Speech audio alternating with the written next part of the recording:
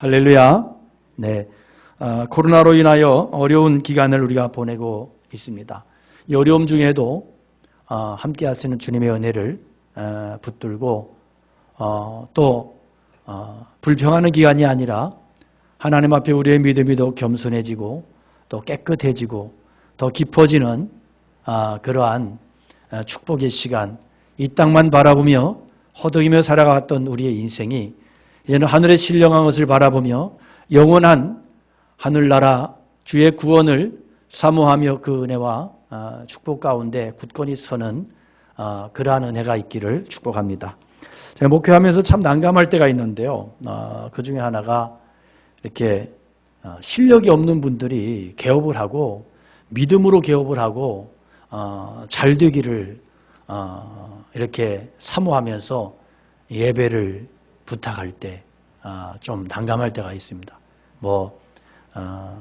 미용실을 하든 식당을 하든 좀 실력이 있으면 근심이 덜 할 텐데 분명히 이분은 하면 안 될 것 같은데 응답받았다고 예배를 드려달라고 그러면 참 속으로는 굉장히 난감하고 복잡한 그런 마음을 느낄 때가 있습니다. 근데 이렇게 손맛이 없는 분이 식당을 개업하고 나면 예배를 잘 드렸습니다. 문제는 그 다음에 일어나죠. 이제 장사가 안 되죠. 손맛이 없는데 장사가 되겠습니까? 그럼 이제 그 다음에 어떤 얘기 나오냐면 교회가 관심이 없다. 교인들이 와서 음식을 팔아주지 않는다. 이러면서 자기 실력을 탓해야 되는데 신앙 탓을 하고 교회 탓을 해요. 그래서 내가 기도하고 응답받아서 이렇게 개업을 했는데 왜 망하느냐는 식이에요. 나중에 보면 식당도 망하고 신앙도 망하고 다 망하고 그런 일들을 봅니다. 사업은 신앙이 아니라 실력이 중요하고 아무리 믿음 좋은 사람도 실력 없으면 손맛이 없으면 망하는 게 자본주의 시장의 원리 아니겠어요? 그런데 이렇게 음식하는 것을 보면 참 묘한 것은 손맛도 타고난다는 거예요. 이 DNA를 타고나. 그래서 엄마의 손맛은 딸의 손맛입니다. 그래서 연애할 때 장모님의 음식이 기가 막혔어. 틀림없이 부인도 음식 잘하게 돼 있습니다. 처녀 때 음식도 안 해보고 못 해보고 아무것도 못 해봐서 아무것도 모른다 그런데요. 결혼해서 살다 보면 얼마가 지나면 그 장모님의 손맛이 그 맛인 거예요. 그래서 똑같은 재료를 가지고 음식을 만드는데 음식의 맛이 참 그렇게 다를 수 있을까? 어떤 분을 보면 그냥 대충 그냥 눈대중으로 막 해가지고 끓이는데 기가 막히게 맛있어요. 근데 어떤 분은 막 좋은 재료를 막 골라서 사가지고 막 무슨 양념을 막 저울에 달아가지고 큰 스푼 2분의 1, 작은 스푼 2스푼 이래가면서 막 비워가지고 하는데 내놓고 나면 먹을 맛이 정말 고통스럽기도 하단 말이에요. 이게 참 음식은 참 묘한 맛이 있고 깊은 맛이 있고요. 손맛이 좋은 음식은 참 그 자체가 예술이고 감동이고 그렇지 않습니까? 그런데 여러분, 신앙생활에도 맛이 있는 거 아세요? 맛을 알고 신앙생활하는 사람하고 전혀 맛을 모르고 신앙생활하는 사람은 하늘과 땅 차이입니다. 어떤 맛을 아시는 분은 예배가 기다려지는 거예요. 늘 마음에 감동이 있고 은혜가 있는 거예요. 이 맛이 없는 사람은 예배가 고역인 거예요. 짜증나는 거예요. 귀찮은 거예요. 그래서 어떤 분을 보면 참 그 속에 그의 삶에 그 모습 속에 감동이 있고 은혜가 있는데 어떤 분을 보면 도대체 왜 나와서 앉아 있는지 의문스럽고 참 궁금하고 신비로울 때가 있단 말이에요. 어떤 사람이 신앙의 맛을 알까? 어떤 사람이 신앙의 깊은 맛을 알고 그렇게 신앙생활을 하는 사람일까? 한마디로 죄를 알고 죄 때문에 실컷 울어보고 죄를 끌어안고 회개하고 통곡해본 그 사람이 신앙의 맛을 알더라는 거예요. 예수님께서 산상수훈 말씀하시면서 팔복을 말씀하시면서 심령이 가난한 사람이 복이 있고 애통하는 사람이 복이 있다. 하나님의 나라가 저의 것이고 저가 하나님의 위로를 받을 것이다. 말씀하셨어요. 무슨 무슨 이야기냐? 한마디로 예수님의 은혜와 긍휼에 갈급함이 있고 십자가 앞에서 자신의 죄를 깨닫고 애통하며 통곡해본 그 사람의 심령에 하늘에 하나님의 나라가 임하고 그 사람의 심령에 하늘로부터의 부어주시는 진짜 위로가 임한다 하는 말씀이. 한마디로 은혜의 맛을 아는 사람이요, 그 신앙의 맛을 압니다.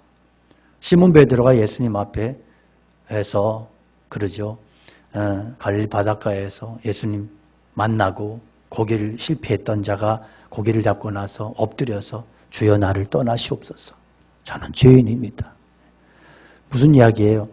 저 같은 죄인하고 당신 같으신 분이 감히 같이 있을 수가 없습니다. 굉장히 겸손한 고백이에요.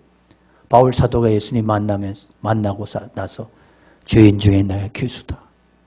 나는 죄인 중에 괴수다.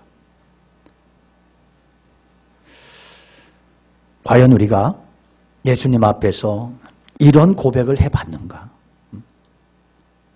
이런 눈물을 울어봤는가?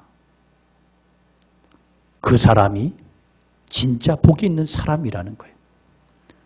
주님, 나는 죄인입니다. 이 고백과 함께 예수님을 만나게 되더라. 주님, 나를 떠나시옵소서. 나같이 더러운 죄인이 감히 주님 앞에 설 수 없습니다. 그 자리에 진짜 주님이 임하시고 그가 진짜 주님을 만나게 되더라는 거예요. 놀랍게도요. 그런데 이런 고백, 이 죄의 고통과 이 죄의 실존과 이런 것들을 처음에 인식하게 하는 그 역할을 무엇이 해주느냐? 율법이 해준다, 율법이. 그래서 이게 율법이 주는 축복이라는 거예요.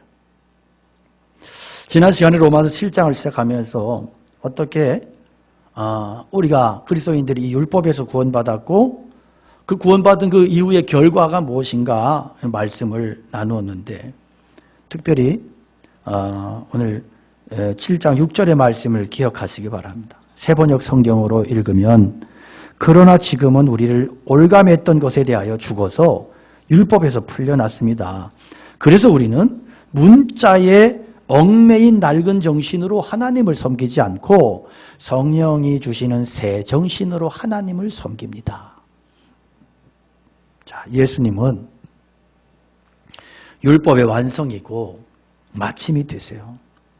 율법의 무거운 멍에를 예수님이 다 지셨고 완성하셨고 마치셨기 때문에 누구라도 예수 그리스도를 믿는 사람은 율법으로부터 자유케 되는 것이고 율법의 모든 요구로부터 자유케 되는 거예요. 그래서 예수를 믿는 사람들은 문자에 얽매인 낡은 정신, 거기에 얽매여서 하나님 섬기는 사람들이 아니고 성령이 부어주시는 새로운 정신으로 새로운 피조물이 되어서 그 새 정신, 성령 안에서 하나님을 섬기는 사람들이다. 이렇게 말씀하는 거예요. 율법으로부터 자유한 사람들은 이미 존재가 새롭게 변화됐고 사망에서 생명으로 옮겨졌고, 그러므로 이제는 더 이상 율법에 속한 자가 아니고 생명이신 그리스도께 속한 자가 됐기 때문에 하나님을 위해서 열매 맺는 삶을 살게 되는 것, 이거이 지난 시간에 말씀드렸던 내용입니다. 자, 하나님께서 인간에게 율법 주신 목적과 그 축복이 뭐냐? 그것은 율법을 통해서 죄의 정체가 드러나고 죄의 죄됨이 낱낱이 밝혀진다는 거예요. 7절이 바로 그 말씀이에요. 그런즉 우리가 무슨 말하리요? 율법이 죄냐? 그럴 수 없느니라. 율법으로 말미암지 않고는 내가 죄를 알지 못하였으리니 곧 율법이 탐내지 말라 하지 아니하였다면 내가 탐심을 알지 못하였으리라. 이렇게 거리두기를 했기 때문에 조시면 그냥 드러납니다. 네. 우리 1여전도 2여전도 중심이라 역시 자, 말씀 잘 들으시기 바랍니다. 이 로마서 말씀은 참 저도 죄송해요. 설교하기가 죄송한데 그냥 좀 어렵거든요. 그런데 여러분 로마서 말씀을 제대로 이해하지 못하면 구원을 몰라. 우리의 신앙이 잘못되게 돼 있어요. 삐뚤어지게 돼 있어요. 로마서를 알지 못하면. 그러니까 로마서를 무시하고 믿습니다 하는 사람들 다 잘못돼요. 신앙이. 그래서 로마서는 어려워도 정신 똑바로 차리고 이렇게 막 이 송곳으로 막 허벅지를 찔러가면서 말씀 들어야 되는 거예요. 할렐루야. 네. 좀 효과가 있었으면 좋겠는데. 네. 자, 바울 사도는 이미 로마서 3장 20절에서 이렇게 말씀했습니다. 그러므로 율법의 행위로 그의 앞에 의롭다 하심을 얻을 육체가 없나니 율법으로는 뭐한다? 율법으로는 죄를 깨달음이니라. 다시 말하면 율법은 언제나 선하고 의롭고 거룩한 거예요. 하나님의 법인 율법이 잘못돼서가 아니고 문제는 그 율법을 지킬 인간이 하나도 없다는 거예요. 그래서 율법은 우리 인간에게 축복을 주는 게 아니고 고통을 줘, 고통을. 율법을 많이 알고 지키려고 할수록 자꾸 고통만 더해 주더라는 거예요. 그러니까 율법은 선하고 의롭고 거룩하고 완전한 것인데 문제는 이 율법을 지킬 수 없는 나, 이 죄를 지은 내가 이 율법을 도저히 지킬 수 없기 때문에 이것이 딜레마다. 이것 때문에 고통을 당하게 된다는 거예요. 결국 율법 앞에서 인간은 자신이 절망할 수밖에 없다. 절망할 수밖에 없다. 죄 때문에 절망할 수밖에 없다. 이것이 성경의 진단이에요. 그러니까 문제는 뭐예요? 율법이 문제가 아니고 죄가 문제예요. 내 속에 역사하는 죄가 문제고 죄인인 내가 문제인 거예요. 12절에 보니까 이로 보건대 율법도 거룩하며 계명도 거룩하고 의로우며 선하도다. 자, 하나님 말씀 율법은 거룩하고 선한 거예요.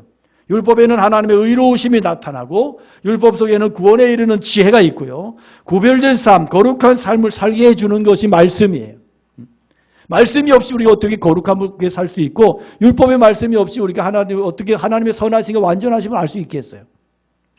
13절에 보면 그런즉 선한 것이 내게 사망이 되었느냐 그럴 수 없느니라 오직 죄가 죄로 드러나기 위하여 선한 그것으로 말미암아 나를 죽게 만들었으니 이는 계명으로 말미암아 죄로 심히 죄되게 하려 함이라. 문제는 선한 율법으로 내가 죄를 알고 났더니 뭐 어떤 현상이 일어나 내가 절망해 버리는 거야. 율법 앞에서 말씀 앞에서 내 죄가 다 드러나기 때문에. 그래서 말씀을 강하게, 말씀을 여과 없이 그렇게 말씀을 말씀으로 전하면 사람들이 자꾸 절망을 해. 부담스러워해. 시험 들어. 그런데 문제가 뭐냐 하면 거기서 우리가 깨달아야 될 게 뭐냐 하면 말씀이 문제가 아니고 내가 문제다라는 게 내가 문제다. 내가 문제라고 인정하는 사람은 은혜 받고 내가 문제가 아니고 말씀이 문제라고 하는 사람은 시험이 드는 거예요. 죄 없는 사람을 율법이 죄인 만드는 게 결코 아니에요. 죄인이야. 죄인 걸 모르고 살아. 막 살아. 그런데 율법이 말씀이 비추어서 나를 죄인임을 깨닫게 하고 죄로 인하여 이게 절망하게 되더라는 것이.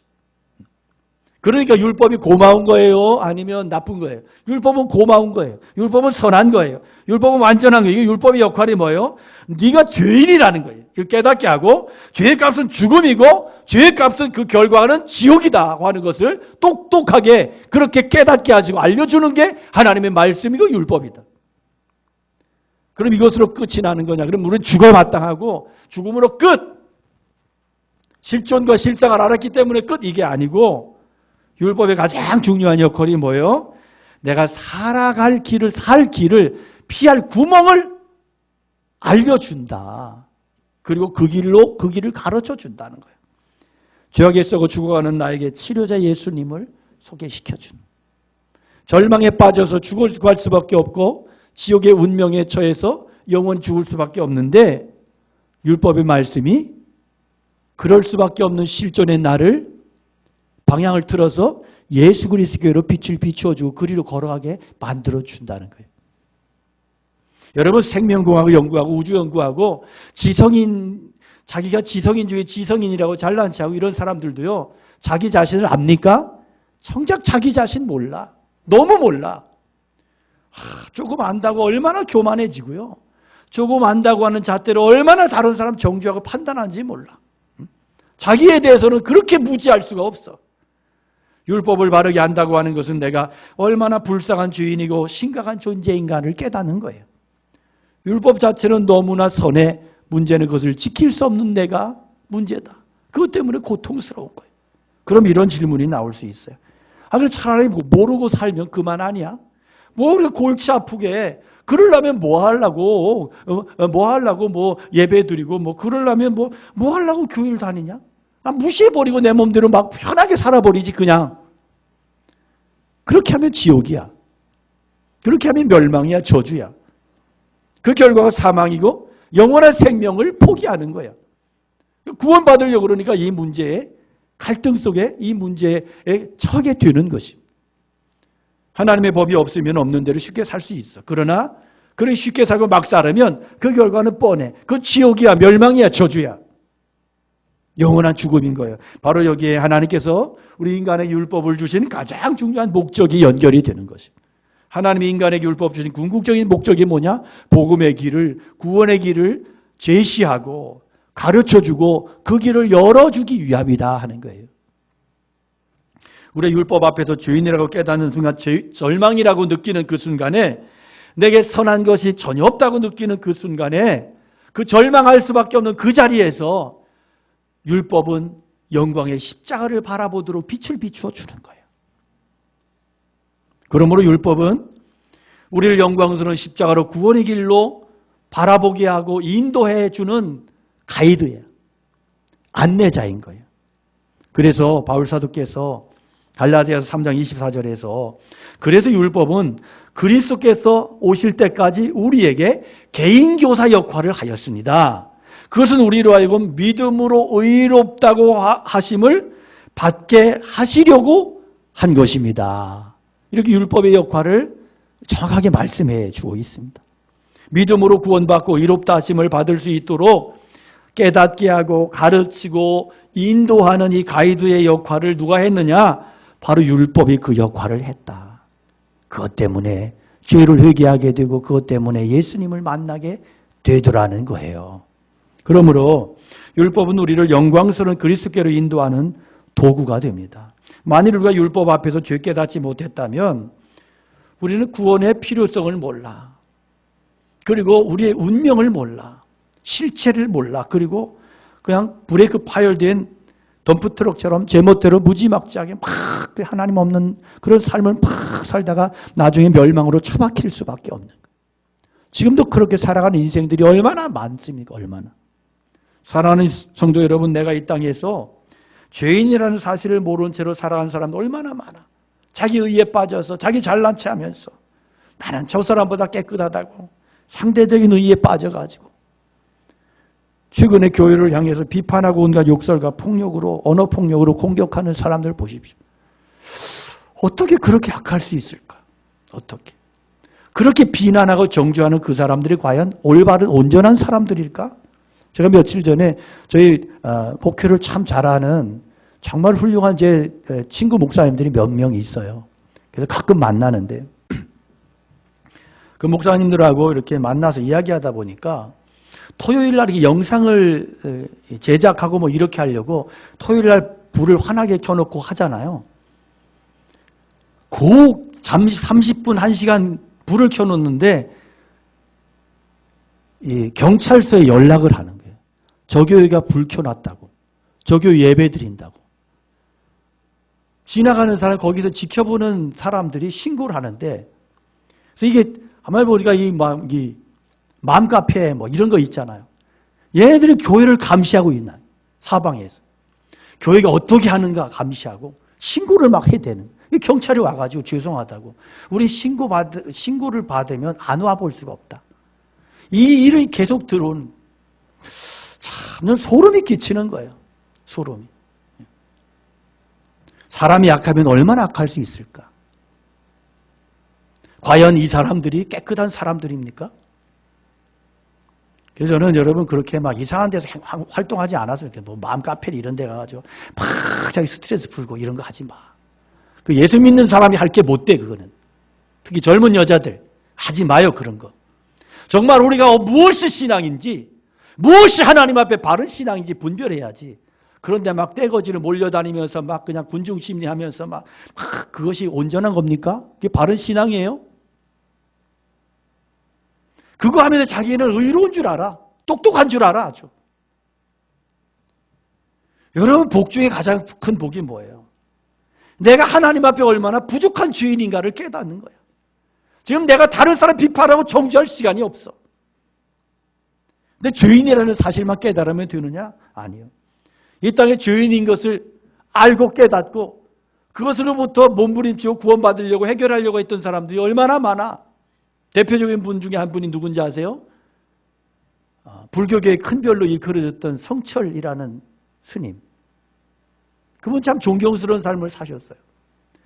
그분을 제가 여기에서 인간적으로 평가한다면 저는 참 평가할 만한 자격이 없어. 그 정도로 그분은 참 정말 구원에 대해서 얼마나 애를 쓰고 몸부림쳤는지 몰라. 근데 그분이 죽기 전에 남긴 시가 하나 있어요. 열반송이라고. 그런데 이 시를 그 내용이 어떤 내용이냐 하면 이런 거예요. 일생 동안 남녀의 무리를 속여서 하늘에 넘치는 죄업은 수미산을 지나친다. 산채로 무간 지옥에 떨어져서 그 한이 만갈래나 뛰는지라 둥근 한 수레바퀴 불금을 내뱉으며 푸른 산에 걸려있네.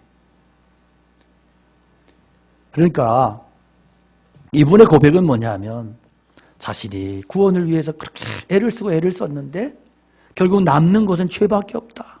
이런 고백인 거예요. 그래서 제가 이분을 뭐 비난하려고 하는 이야기가 아니에요.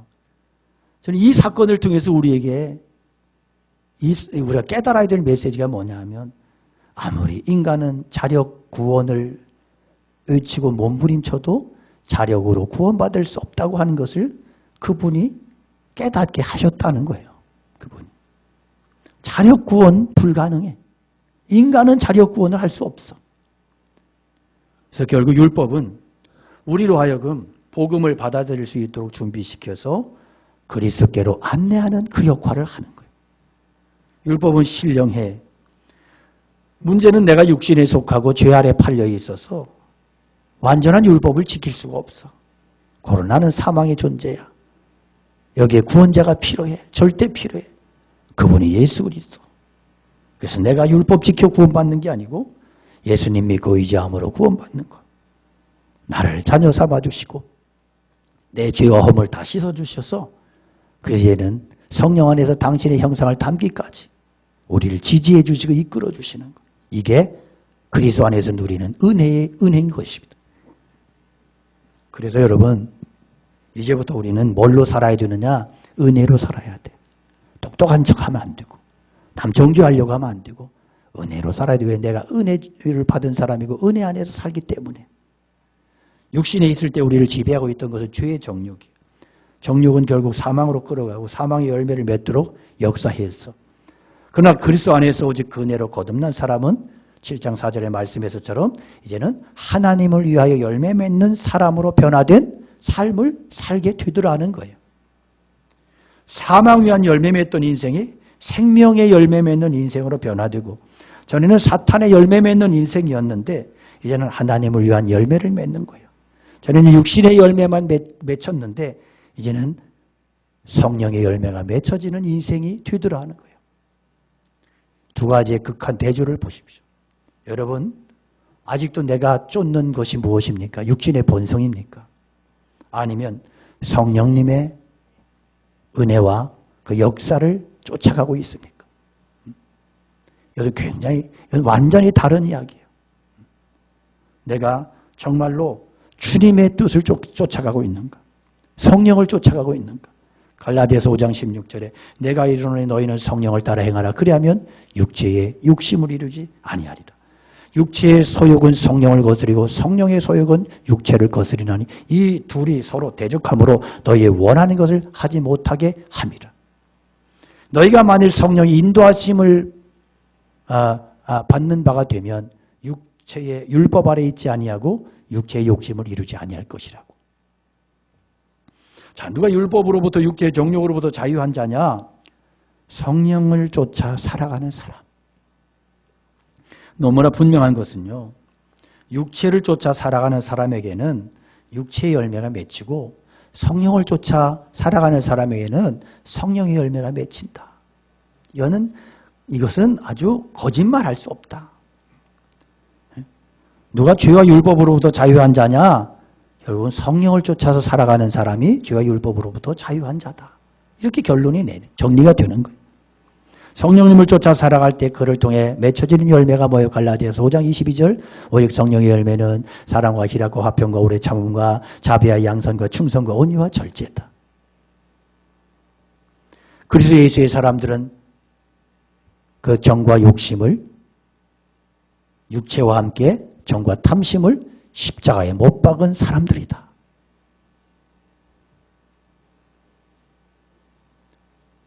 네, 여기에서 결국 이 9가지 열매는 하나의 인격을 지향하고 있는데 그 하나의 인격이 누구예요? 예수 그리스도. 이 성령의 9가지 열매는 결국 예수 그리스도를 꽉 짜서 요약하면 성령의 9가지 열매 예수님의 품격, 인격이 나오는 거예요. 그래서 결국은 뭐냐 하면 내가 육체의 지배, 율법의 지배받는 자가 아니고 예수님의 지배받는 자다. 예수님의 지배받는 자는 예수님의 뜻을 쫓아가고 예수님의 삶을 따라가고 예수님의 정신을 품고 살아가는 자인데 그 결국은 뭐냐 하면 결국은 그리스도의 거룩하심을 그리스도의 온전하심을 담게 되어 있다. 이게 그리스도 예수 안에서의 결론인 거예요. 그래서 예수님을 성령 안에서 예수님을 바라보고 예수님을 생각하고 예수님의 뜻을 쫓아가면 결국 예수님을 닮게 되어 있고 그래서 마지막에는 내가 예수님 앞에 설 때 그 아름답고 그런 흠이 없는 거룩한 성품과 신앙으로 그런 인격으로 주님을 만나게 되어 있고 이게 신앙의 결론이 이렇게 가야 되는 거예요. 신앙의 결론이. 여러분 우리가 지금까지 신앙생활을 해왔어요. 지금까지 신앙생활하면 여러분 무엇을 구하며 사셨어요? 예수님의 거룩하심을 내게 부어주시고 제가 예수님의 거룩하심을 닮아가기 원합니다. 이런 기도 하셨어요? 아니면 그저 내 새끼 잘 되게 해주시고 사업 잘 되게 해주시고 그저 많이 벌어가지고 헌금도 많이 하게 해주시고 이런 기도만 평생 하셨어요? 왜 내가 변화되지 않을까? 왜 내가 달라지지 않고 왜 내 가치관이 달라지지 않을까? 여러분 혹시 나 지금까지 예수 잘못 믿어서 이런 생각 안 드세요? 이 말씀 들으면서 내가 지금까지 뭘 기도했지? 내가 지금까지 기도한 이 기도의 내용이 과연 신앙의 본질이냐? 복음의 본질이냐? 예수님 닮아서 결국 닮고 닮아서 마지막에는 예수님을 정말 닮은 사람으로 죽어가야 되는 게 마땅한 거예요. 신앙은. 이렇게 결론이 나야 되는데 오늘까지 나의 삶이 내 기도한 내용이 내 신앙의 내용이라고 하는 게 뭘 가지고 있었냐? 내가 뭘 기도했고 뭘 구했고 내가 그동안 옳다고 그렇게 큰 소리를 치고 고집을 쓰고 여전도에서도 기관에서도 셀에서도 그렇게 고집을 쓰고 싸움을 했는데 뭐 때문에 싸운 거예요? 뭘 기도한 거냐는 거예요.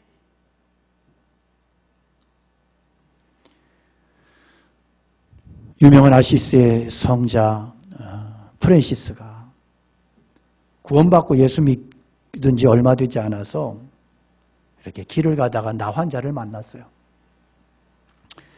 가서 기도해주고 싶은 마음이 있었지만 한편으로는 전염되면 어떡하나. 그래서 그냥 지나쳤어요. 한참 지나가고 있는데 성령님이 너무 치사하게 성령님이 계속 이렇게 말씀하시는 거야. 야, 너 왜 그냥 지나쳤냐? 그래서 이제 기도하면서 따졌어요. 아니 주님, 제가 나 환자 이렇게 바쁜 길에 가면서 나 환자 하나 스쳐 지나간 것이 그렇게 잘못된 겁니까? 따졌어요. 그랬더니 예수님이 물으세요. 야, 너 왜 지나친 건데? 너 왜 지나친 건데? 그래서 솔직히 얘기했어요. 주님, 솔직히 저 더러워서 그랬어요. 더러워서. 예수님 말씀하세요. 너 나 환자보다 나았니? 너 정말 깨끗해? 야 이놈아, 내가 너 나환자보다 더 더럽고 지저분하고 몹쓸 놈인데 내가 너 더럽다고 하지 않고 끌어안아줬다. 나는 너 그 모습 그대로 내가 품어주고 사랑해줬다. 그 순간에 프란시스가 충격을 받았어요. 주님은 나 환자보다 10배, 100배, 1000배 더 더럽고 지저분한 나를, 그 더러운 삶을 살던 나를 변화시켜 주시고 받아주시고 사랑해 주셨구나. 그 순간에 돌이켜서 나 환자에게 달려갑니다. 그리고 그를 부둥켜 안고 키스하고 그를 축복해 줬어요. 여러분, 이 사건이 아시스의 성 프란시스가 위대한 구도자의 삶을 시작한 출발점이 되었던 사건입니다. 그건 이 사건 이후에 정말 예수님을 닮고 예수님을 따라가고 예수님을 위한 삶을 끝까지 살아냈어요. 너무너무 귀한 삶을 살아냈어요. 알베르나의 살록에서 마지막 숨을 거둘 때 그가 마지막 숨을 몰아내시면서 이렇게 고백합니다. 나의 사랑, 나의 전부이신 예수 그리스도. 이게 그가 남긴 마지막 고백이었고, 그는 마지막 숨을 내쉬면서 이 고백을 남기고 주님의 품에 안겼습니다. 여러분, 주님 앞에 내가 마지막 드릴 고백이 뭘까? 저는 우리 안에서 이런 고백을 가진 사람들이 많이 나왔으면 좋겠다. 정말 마지막 숨을 몰아쉴 때 주님 앞에 내가 드릴 고백이 뭘까? 우리가 기도해야 될 것은 그런 기도해야 되는 거예요. 늙지도 않고 병들지도 않고 오래오래 살게 해주세요. 이 사람은 천국이 없는 사람이야. 이 사람은 하나님의 나라를 접어버리고 사는 사람이야. 내 심령에 나의 가슴에 주님의 나라가 임했고 내 심령에 천국이 있다면 조금 늙고 덜 늙고 더 늙고 좀 병들고 덜 병들고 그게 뭘 그렇게 중요해? 그렇지 않아요, 여러분? 그렇잖아요. 그의 삶을 황홀하게 변화시킨 삶의 비밀은 도덕적인 메시지가 아니었습니다. 그는 그리스도를 만났고 평생 사랑할 예수님 만났고 그분의 사랑을 알았습니다. 넘치는 성령님의 사랑 속에서 그리스도의 사랑에 취해서 그가 드린 마지막 고백, 그것은 한평생을 정리하는 한 줄이었습니다. 한 문장이었습니다. 나의 사랑, 나의 전부이신 예수 그리스도. 끝. 와, 얼마나 멋있어요. 얼마나 감격이에요. 여러분, 주님 앞에 설 때 그래요. 건강하게 오래오래 사세요. 그런데 마지막 고백만은 분명히 합시다. 그냥 공포에 떨면서 막 눈이 했다 갔다 돌아왔다 이러면서 전 그렇게 되지 않기를 기도하고 있어요. 갈 때 멋있게 가게 해달라고 주님. 정말 저를 지켜보는 자들이, 저를 지켜보는 사람들이 자식이었든 누가 됐든 우리 아버지 주님 품에 가셨다. 우리 아버지 정말 멋있게 죽을 때도 목사님이었다. 이렇게 죽기를 저는 기도하고 있어요. 기도하고. 나의 사랑, 나의 전부이신 예수 그리스도. 우리가 왜 달라지지 않을까? 왜 변화되지 않을까? 달라지기 원하고 변화되기 원합니다. 우리의 신앙의 본질과 목적이, 중심이 어디에 있는가? 돌아보시고 정말 새로운 피조물로 예수 그리스도 안에서 성령 안에서 자유케 된 자들로 달라지기 원합니다. 그래서 이제부터 그리스도를 깊이 만나시고 오직 그 은혜와 능력으로 매일매일을 살아가는 우리 모두가 되시기를 주님의 이름으로 축원합니다. 우리 말씀 기억하면서 찬양 올려드리겠습니다.